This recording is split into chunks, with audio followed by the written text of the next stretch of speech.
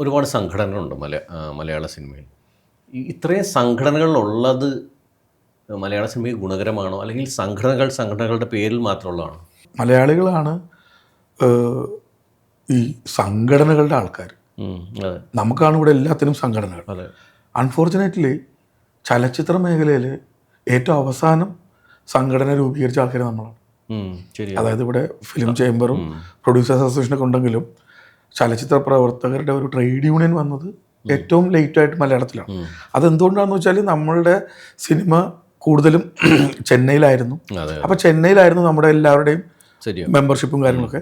കേരളത്തിലേക്ക് വന്നിട്ട് മലയാളത്തിലേക്ക് ഇവിടെ നമ്മുടെ നാട്ടിലേക്ക് വന്നിട്ട് അധികം സമയമാകാത്തതുകൊണ്ടാണ് നമ്മൾ ആ കാര്യത്തിൽ ലേറ്റ് ആയത്. ഈ സംഘടനകൾ വലിയ രീതിയിലുള്ള മാറ്റം സിനിമയിൽ ഉണ്ടാക്കിയിട്ടുണ്ട്. അത് ഏത് സംഘടനയാണെങ്കിൽ പോലും.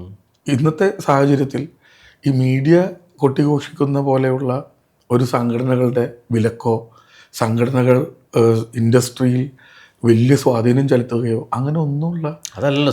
സംഘടനകൾ വിലക്കിയിട്ടുണ്ടല്ലോ. എന്തോ സംഘടനകൾ വിലക്കിയിട്ടുണ്ടല്ലോ അല്ല പറയാൻ പറ്റില്ല. ഞാൻ പറയുന്നത് സംഘടനകൾ വിലക്കിയിട്ടുള്ള ഒരു കാലഘട്ടമൊക്കെ ഉണ്ടായിട്ടുണ്ട്. ഞാൻ പറയുന്നത് നിലവിൽ ഇന്ന് കാലം മാറുന്നതനുസരിച്ചിട്ട് നമ്മുടെ സൊസൈറ്റി ഡിമാൻഡ് ചെയ്യുന്ന രീതിയിൽ ഇവിടെ എന്തും പ്രവർത്തിക്കുള്ളൂ. അത് മലയാളികളുടെ പൊതു ബോധത്തിൽ തന്നെയാണ് അതിൽ നമ്മൾ മുൻനിർത്തി തന്നെയാണ് കാണുന്നത്.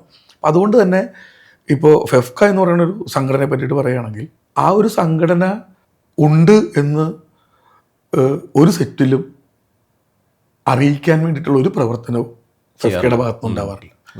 ഫെഫ്ക ഉണ്ട് എന്നുള്ള ഒരു ധൈര്യം ചലച്ചിത്ര തൊഴിലാളികൾക്കുണ്ട് എന്നുള്ളത് കൊണ്ടാണ് ഫെഫ്ക ഇങ്ങനെ മുന്നോട്ട് പോകുന്നതെന്ന് ഞങ്ങൾക്കറിയാം.